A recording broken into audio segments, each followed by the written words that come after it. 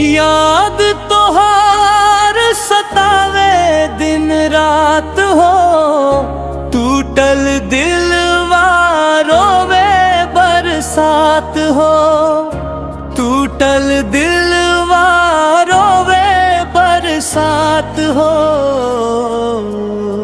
छोड़ के गईलू तू गैर के संग, सुना पड़ गईल जिंदगी के रंग।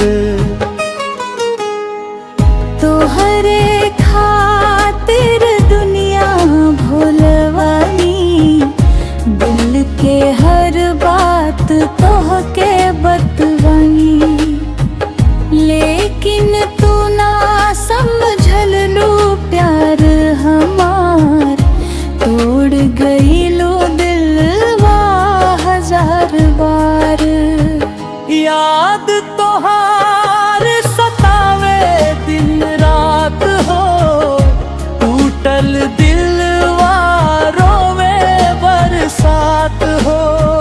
छोड़ के गईलू तू गैर के संग, सुना पड़ गईल जिंदगी के रंग।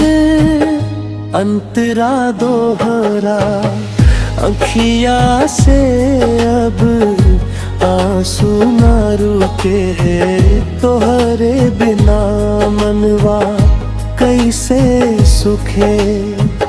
हर धड़कन में नाम तोहार बा, बाकी दिलवा बहुत लाचार बा।